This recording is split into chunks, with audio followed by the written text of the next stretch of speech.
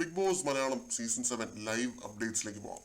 First റൗണ്ടിൽ ഉണ്ടായിരുന്ന ആ ഒരു പീസ്ഫുൾ സ്വഭാവം സെക്കൻഡ് റൗണ്ടിലേക്കും തേർഡ് റൗണ്ടിലേക്കും വന്നപ്പോൾ ഇല്ലായിരുന്നു കേട്ടോ. ടാസ്ക് കൊള്ളമാക്കുന്നതിനെ കുറിച്ചുള്ള ഒരു ടോപ്പിക് ആയിരുന്നു രണ്ടാമത്തെ ടോപ്പിക്ക്.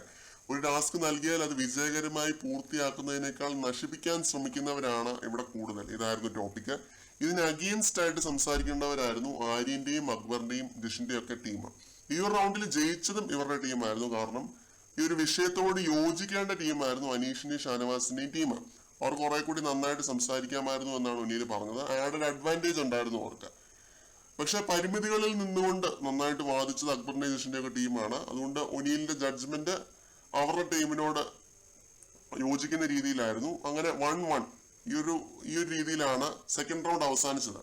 പിന്നെ ഈ ഒരു റൗണ്ടിൽ നല്ല രീതിയിൽ ബഹളവും അലമ്പും ഒക്കെ ഉണ്ടായിരുന്നു കേട്ടോ. ചെവി അടിച്ചു പോകുന്ന ലെവലിലുള്ള ബഹളം ഉണ്ടായിരുന്നു. അതുകൊണ്ട് കാര്യങ്ങളൊന്നും വ്യക്തമായിട്ട് കേൾക്കാനായിട്ട് പറ്റിയില്ല. ഇത് കഴിഞ്ഞിട്ട് അടുത്ത റൗണ്ട് തുടങ്ങി. ബിഗ് ബോസ് ഹൗസിനകത്ത് കയറുന്നതിന് മുമ്പ് മത്സരാർത്ഥികൾ അടിച്ച വീരവാദങ്ങളൊന്നും ഇപ്പോൾ ഇല്ല. അതിന് വിപരീതമായിട്ടാണ് നിൽക്കുന്നത്, അല്ലെങ്കിൽ അതിനൊപ്പമാണ് നിൽക്കുന്നത്. ഇതാണ് ടോപ്പിക്ക്. ഈ ടോപ്പിക്ക് പറഞ്ഞപാട് അനീഷ് പറയുന്നുണ്ട്, ഞങ്ങളൊക്കെ അതേ ആവേശത്തോടെ തന്നെയാണ് നിൽക്കുന്നത് എന്ന്. അപ്പൊ അവരുടെ ടീം ഫോർ ദ സ്റ്റേറ്റ്മെന്റ് ആണ്, അവരാണ് ഇതിന് വേണ്ടി വാദിക്കേണ്ടത്. എതിർ ടീം അഗേൻസ്റ്റ് ദ സ്റ്റേറ്റ്മെന്റ് ആണ്, ഇതിനെതിരായിട്ട് വാദിക്കേണ്ടവരാണ്. ആദ്യം തന്നെ അനീഷ് എണീറ്റ് നിന്നിട്ട് പറയുന്നുണ്ട്, ഈ 15 പേരും അതേ ആവേശത്തോടെ തന്നെയാണ് ഡേ 1 മുതൽ നിൽക്കുന്നത്. അതുകൊണ്ടാണ് ഞങ്ങൾ ആരും ഔട്ട് ആവാതിരിക്കുന്നത്. ഈ 15 പേരെയും പറ്റി അനീഷ് ജനറൽ ആയിട്ട് പറയുകയാണ്. ഇവിടുന്ന് പിന്നെ അനീഷ് ഷാനവാസ് ഫ്രണ്ട്ഷിപ്പ് ഒരു ടോപ്പിക് ആവുന്നുണ്ട്. ആര്യനാണ് ഇത് എടുത്തിടുന്നത്. ഇൻഡിവിജ്വൽ ആയിട്ടേ നിൽക്കൂ എന്ന് പറഞ്ഞിട്ട് ഫ്രണ്ട്ഷിപ്പ് കൂടി നിൽക്കുന്നു എന്ന കാര്യം പറയുന്നുണ്ട്.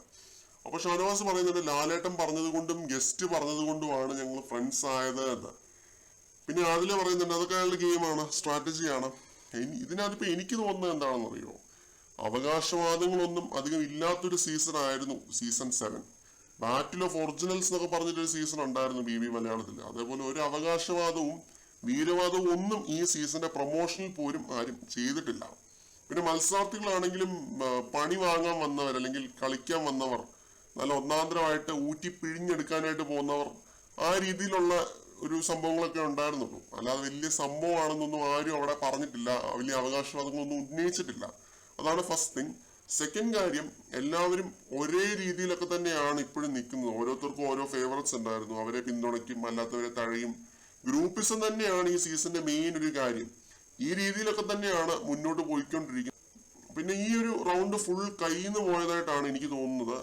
ഒനീലിനും അങ്ങനെയാണ് ഫീൽ ചെയ്തത്.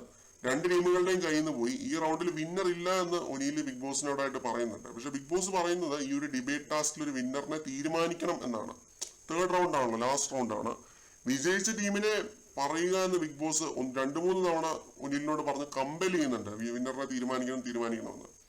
ഒനീൽ എന്നിട്ട് സഹികെട്ട് ജിഷിൻ, അക്ബർ, ആര്യൻ, നൂറ ഇവരുടെ ആ ഒരു ടീമിനെ വിജയികളായിട്ട് പ്രഖ്യാപിക്കുന്നുണ്ട്. ഒനീൽ തന്നെ പറയുന്നുണ്ട് കേട്ടോ, 2 ടീമുകൾ മോശമായിട്ടാണ് ഈ റൗണ്ടിൽ ഡിബേറ്റ് കളിച്ചത് എന്ന്. ഓരോ പോയിന്റിനും കൗണ്ടറായിട്ട് അനീഷിന്റെ ഒക്കെ ടീം നല്ല രീതിയിൽ കൗണ്ടർ ചെയ്തെന്നാണ് പറയുന്നത്. പിന്നെ ബിഗ് ബോസിന്റെ ഒരു നിർബന്ധം കാരണം ഒനീൽ അവരെ വിജയികളാക്കിയതുപോലെയാണ് എനിക്ക് കണ്ടപ്പോൾ ഫീൽ ചെയ്തത്. അല്ലാതെ 1-1 രീതിയിൽ തന്നെ നിൽക്കുമായിരുന്നു. 2 ടീമുകൾ ഓരോ റൗണ്ട് വീതമാണ് ജയിച്ചത് ശരിക്കും നോക്കിയാൽ. പക്ഷെ ലാസ്റ്റത്തെ റൗണ്ടിൽ അവര് ജയിച്ചു. അക്ബറിന്റെയും ജിഷിന്റെയും നൂറയുടെയും ജിസലിന്റെയും ഒക്കെ ആ ഒരു ടീം. ഇതൊക്കെയാണ് പ്രധാന ലൈവ് അപ്ഡേറ്റ്സ്. ഈ ഒരു ഡിബേറ്റ് ടാസ്ക് കൊള്ളാമായിരുന്നു കേട്ടോ.